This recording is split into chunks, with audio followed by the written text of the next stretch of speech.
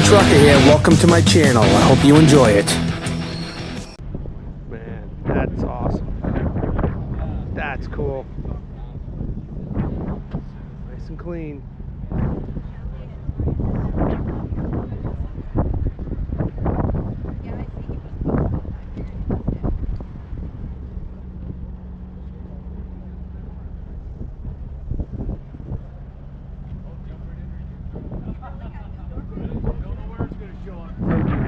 How you guys doing today? Good, by yourself. All right.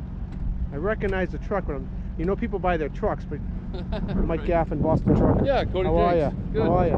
Boston Trucker, you know me too. Dennis Mitchell. How are you? Dude, we were showing here at the same time, Sure 96, were. Yeah. my first time.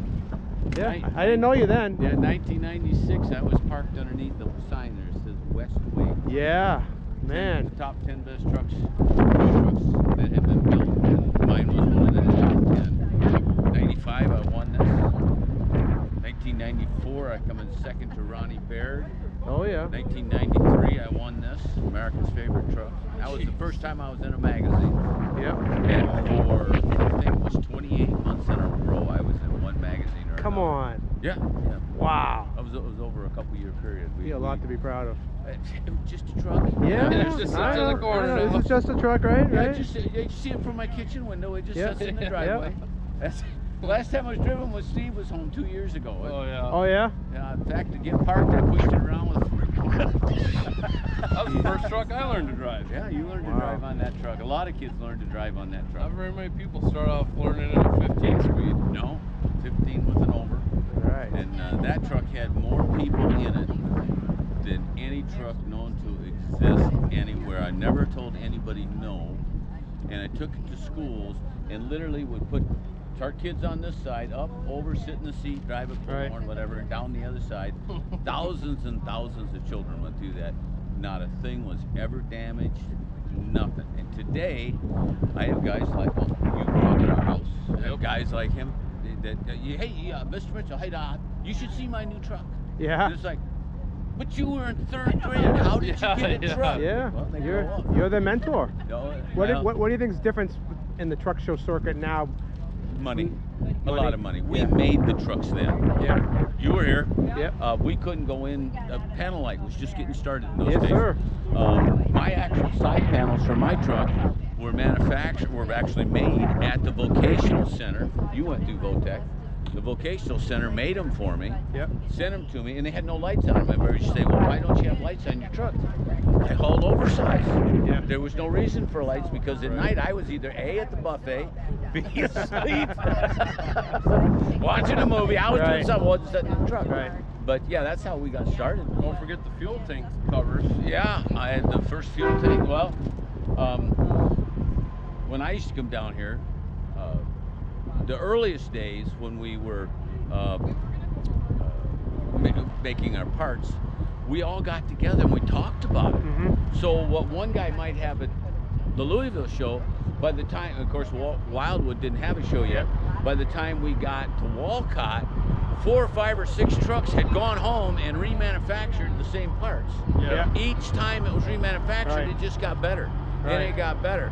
And then we got Panelite got involved, and they actually started professionally stamping Yeah. side panels and corner pieces, and Rockwood got Right. involved, and our dashes got better.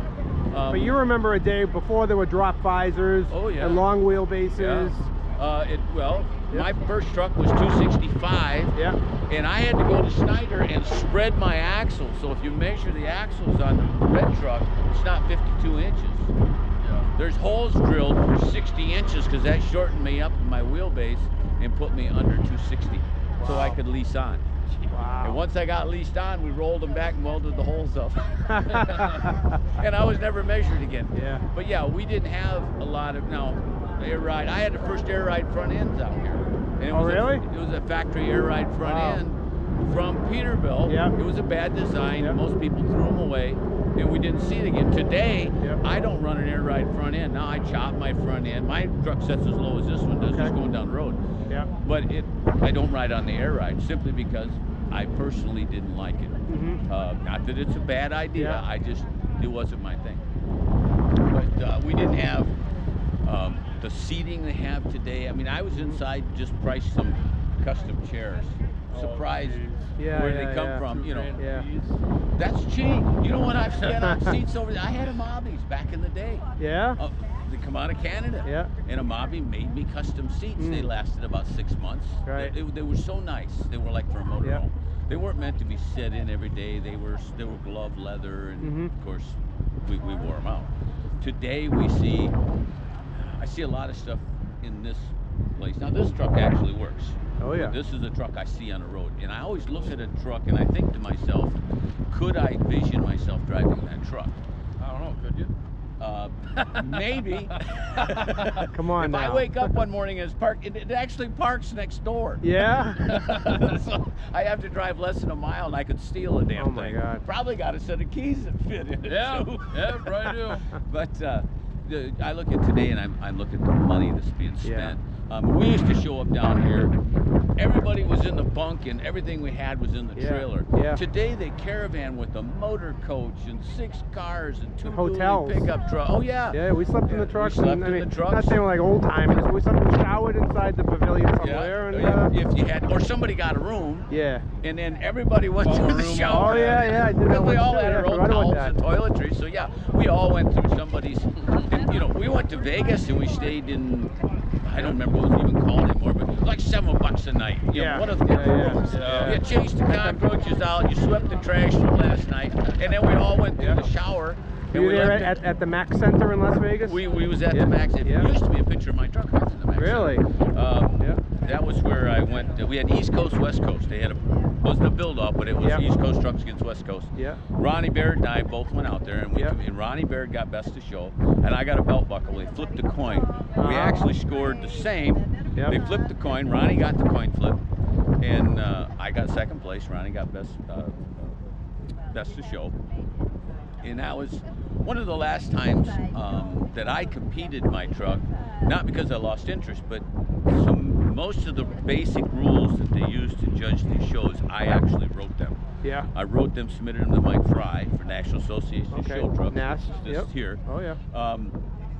We then, Mike refined them. Yeah. And we used them as the NAST guideline for about 3 or 4 years. Yep. And then they started to show up in other shows, you know, which is wonderful because it made a baseline, and you could compete in this show.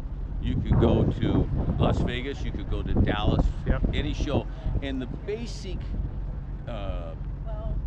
consistency let everybody compete the same. Yeah. And so that was my only real contribution to any of Who this. were some of the drivers that were involved with the beginning of NAST? We had Bob Cannon. Yep. Bob Brinker. No, Bob Brinker come in later. Chuck Kimner. I'm member 001 of NAST. Okay. Barb and I own the charter. All Mike right. Fry filed it in Florida in 1995. Yeah. In my showcase at home, I have the original receipt Yeah. to 001. Okay. Chuck Kimner was 02, and we literally had a foot race to see who could throw money at him the fastest. I won the race.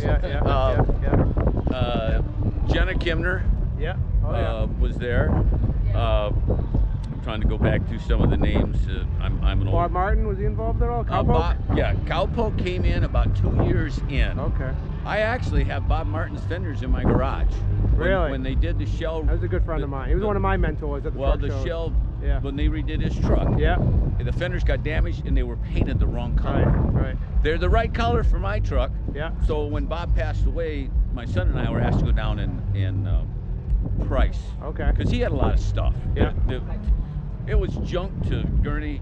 She had no idea what it was. And she said, well, will you guys come down, tell us what we have, give us some idea what it's worth. And so we did. And while we was there, I seen them fenders, and I told my son, I said, we should just buy those because they matched my truck. Yeah. So we made her an offer, and she said, oh, that's wonderful. I had no idea what they were worth, and I don't have any idea what I paid for them anymore. I brought them home, and I never put them on. They're just up in the attic. Still sitting there. I can attest to that. The stickers that were on got put on a mirror, and the mirror went to Steve Coopshaw when he went to the Navy. So I have no idea where the stickers went. Well, cool, man. Those were some people.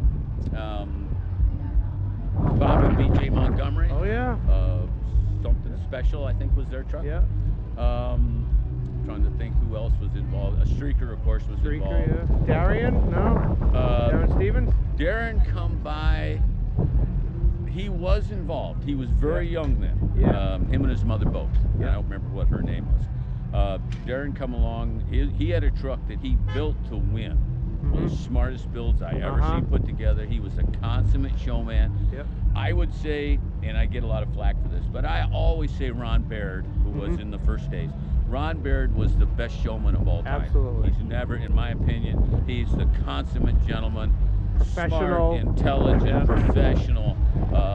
Anything you'd want, any added accolades you'd want to put to a driver. Yep. Ron Baird exudes that. Absolutely. After him, as far as showman, was Darren Stevens. He come down here with a tuxedo, Oh, yeah. blew him away. Behind him is beyond Remember a that? doubt Bob That Brink. might have been before my time. Oh yeah, you weren't even born yet.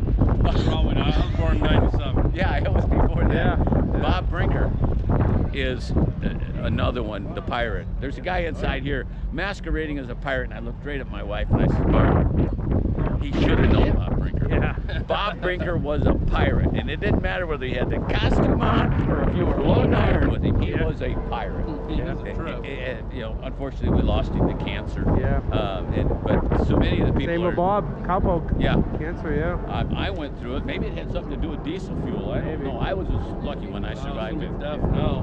Deaf, yeah. But no, there was just going through some of the Gary Ponds. Oh, yeah. Gary My old builds- boss. Yeah, Gary builds the trucks for Yep. Valley. Yeah, I just talked to him, yeah. Chrome inside. Yep. Lisa's Yep. up in Montana now. Oh, yeah. Peterbilt, yeah. Kim Jakes, her name then was Grimm.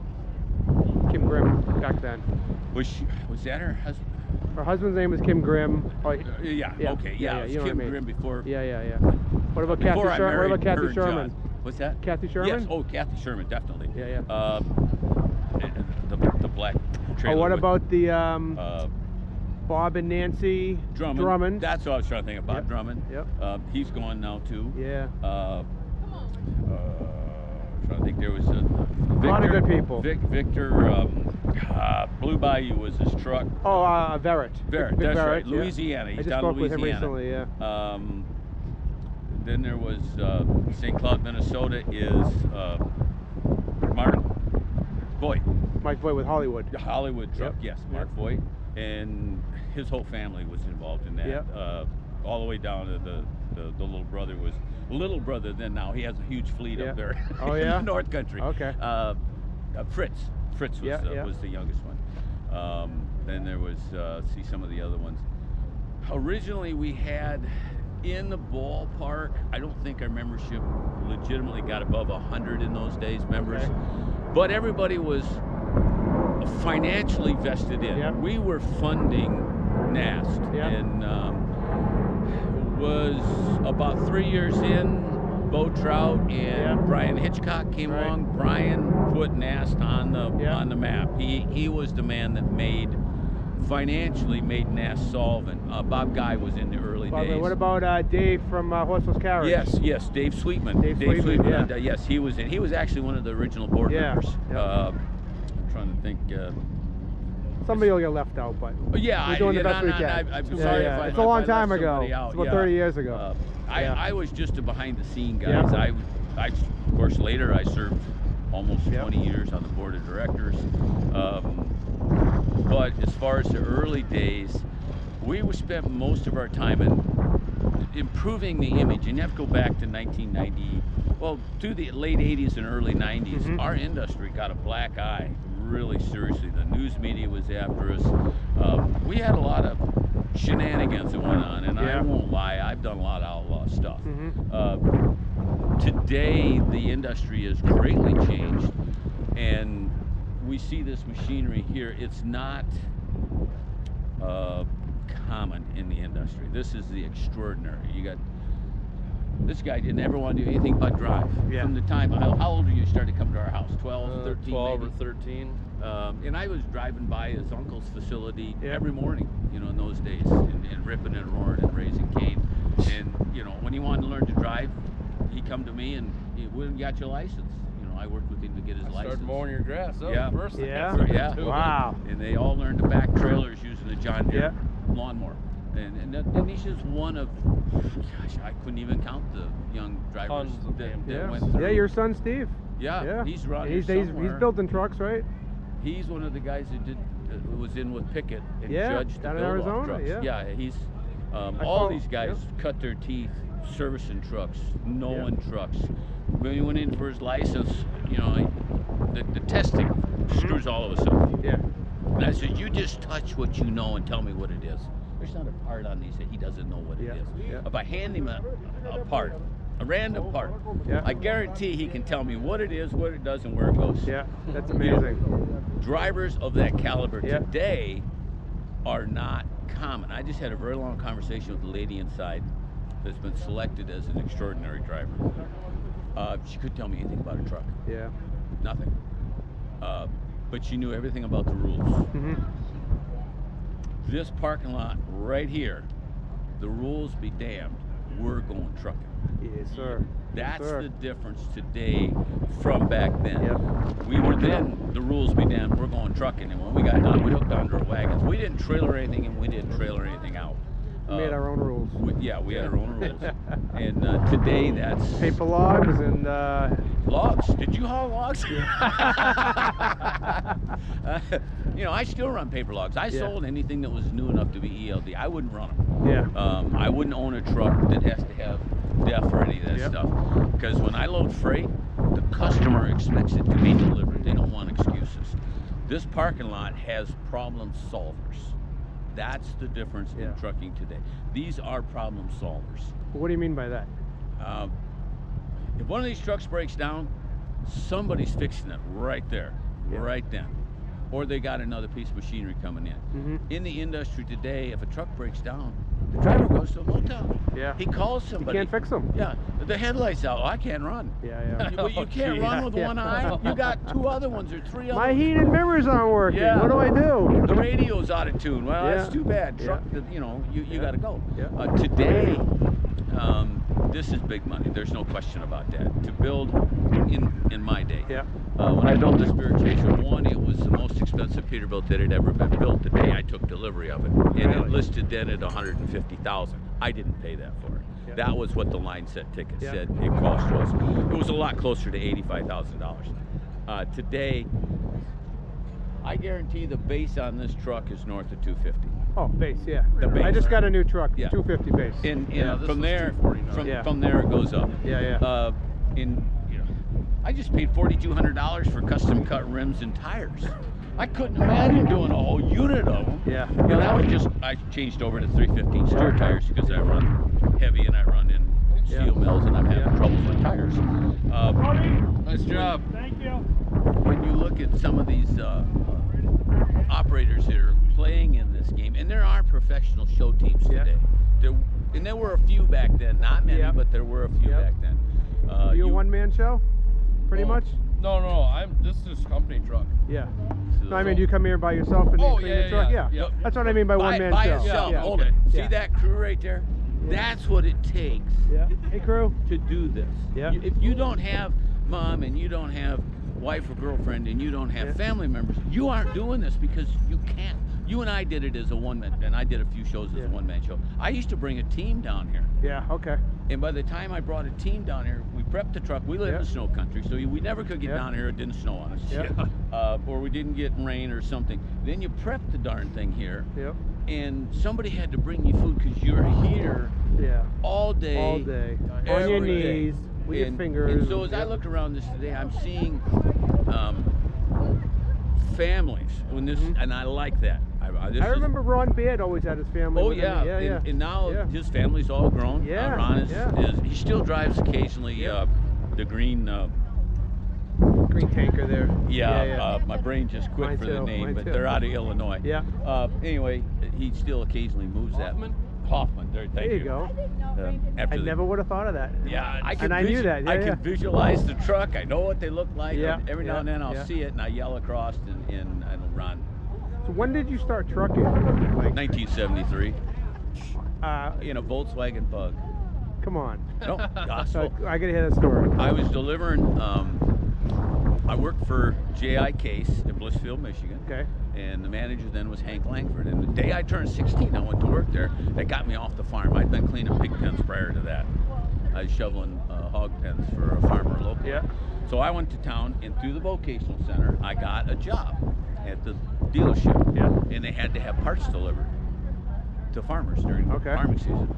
So I went out and I was carrying Case parts in a Volkswagen Bug.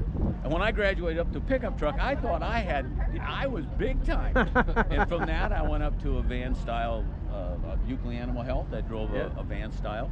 I went in the Marine Corps, and when I was in the Marine Corps, they knew, and I'd grown up on a farm, so I could run a tractor trailer. Yeah. And I had driven with a farm license since I was 14, but my actual first driver's job was in a Volkswagen Bug. Wow. And I've been driving tractor trailers full time since 1979, after I was discharged from the Marine Corps. Amazing, right? 79. That's crazy. And Yeah. I bought my first truck in 1989. What was that?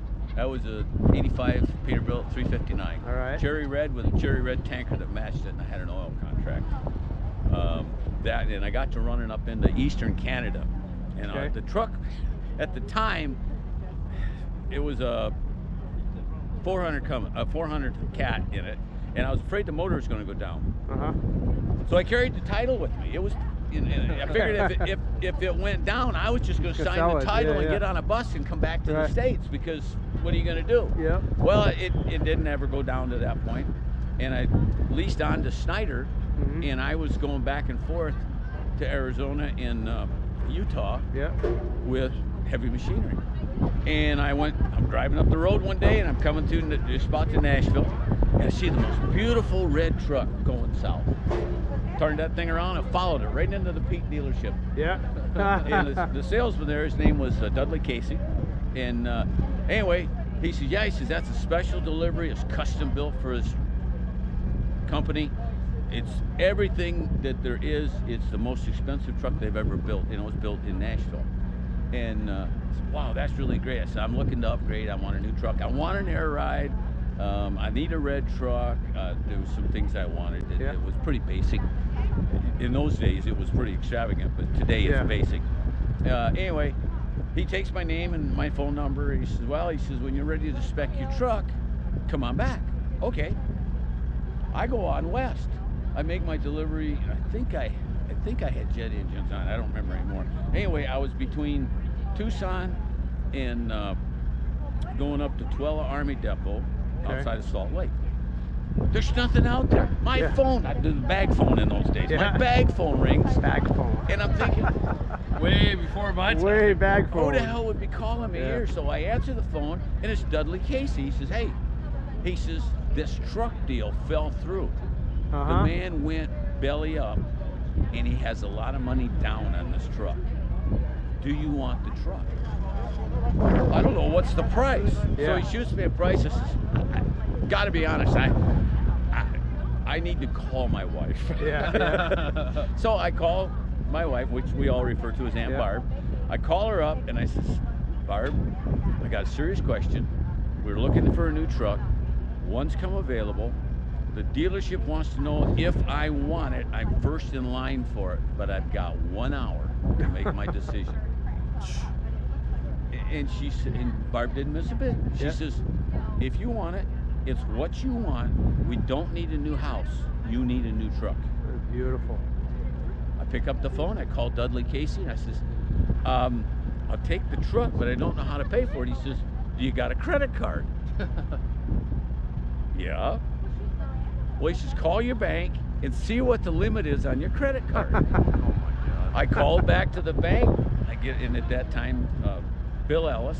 Yeah. Or wasn't Bill Ellis? It was, unfortunately, after a while his name would come to. Anyway, he says, yep. He says, you're good for about $100K on that. He says, what are you going to do? I said, well, I need to buy a truck, but I just need to hold the truck. He says, not a problem. You just buy the truck, you come back, we'll convert it to a note, and you'll already have the truck. So I pick up the phone, I call Dudley Casey. I says, I don't know if this is going to work, but my bank tells me I can buy it on the credit card. He says, you're kidding. I said, I'm not kidding at all. Run the numbers. I bought the truck on the telephone, driving down the road, someplace by Salt Lake. Anyway, and I don't tell Snyder because I know full well I'm out of wheelbase. Oh. They were 260 and they were hard, fast 260, nothing Okay. above 260.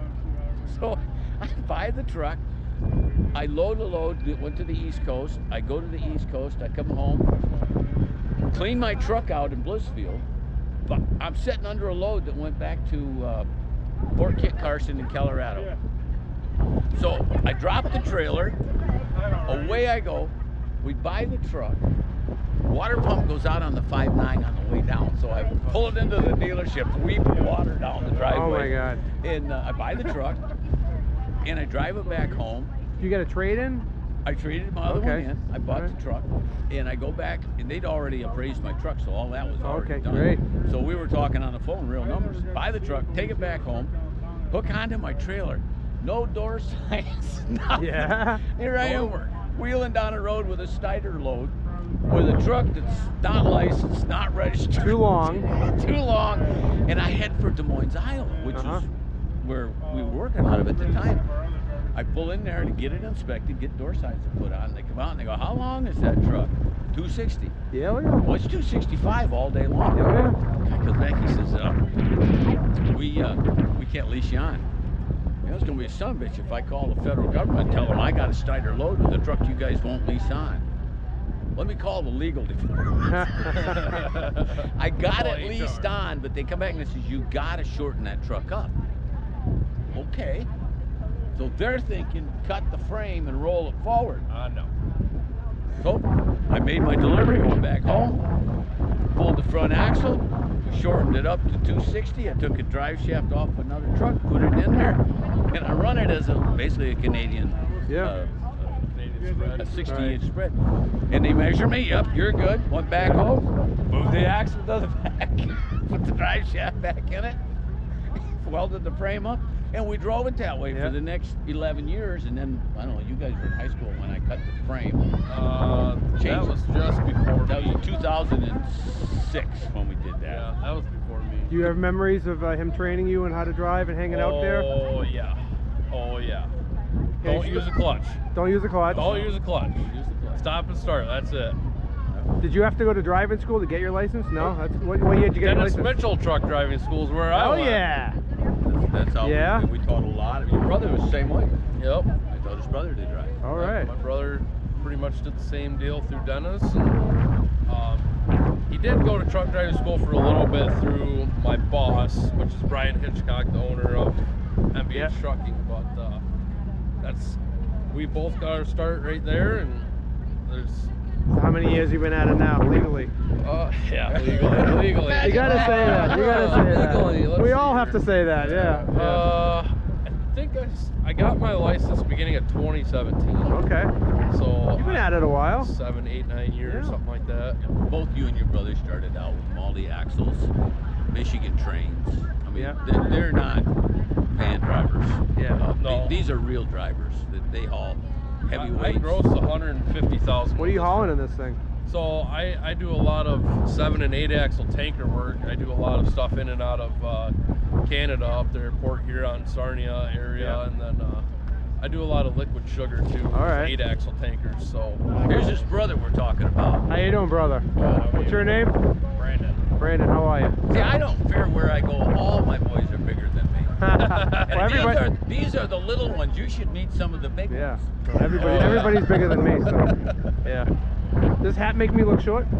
No, actually, that's an extra 6 inches. Can I borrow it? Yeah. Oh, you got the hair to make up. for it. Yeah. Well, I'm losing my hair. It's old hair, though. so you're working every day, working this truck, and not just the show truck. Yeah, It's I go back to work Monday hauling 8 axle. You're not a tanker. pavement princess. No. You're a runner. I do a lot of farm deliveries with Yeah. 28, 30, 32% fertilizer. And do a lot of stuff out of Michigan sugar. You know, that's all gravel in there. You know, nothing's pretty about it. Yeah. So it took a lot of work to get to this point. So what areas are you covering with this thing? So I do a lot of like central Michigan. Okay. I really don't go far. Okay. I do occasionally go out. Do you get like, home at night? Do you get home during the week? it just depends on what I'm doing, honestly. Yeah. I mean, I have a nice schedule where like 1 week I'm gone all week, Yeah. but I'm still in Michigan. Yeah. And then the next week I'm home every day, and then summertime we spray chloride on dirt roads right. with the brine and stuff Oh, like yeah. that. So that's an everyday home deal. So And who do you work for? MBH Trucking, yep. Is this their only truck? Oh no, we have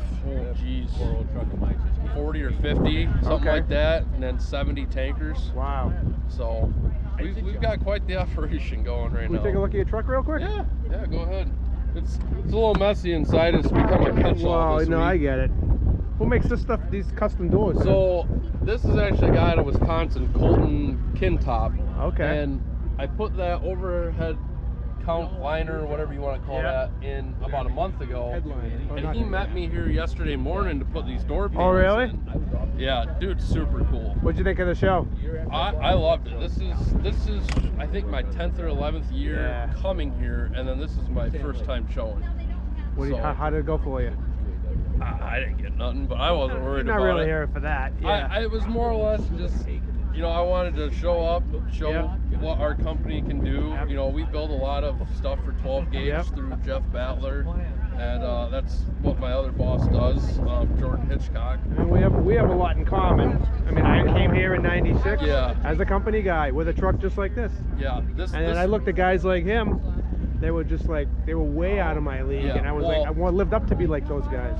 He's the reason I'm here. Yeah, no, I heard. I got the start through him, and Yeah. my wife gave me help because I had to stop getting me. It's amazing to have a mentor like. Right, exactly. I mean, how Like many Dennis. people get to say they started out like that? Now? Nobody, 'Cause not too many. Everyone now goes to truck driving school. Yeah. They all learn the same basic knowledge that you don't even use in everyday life. They teach you enough to learn get a license. Dude, truck driving school is a sham. Yeah.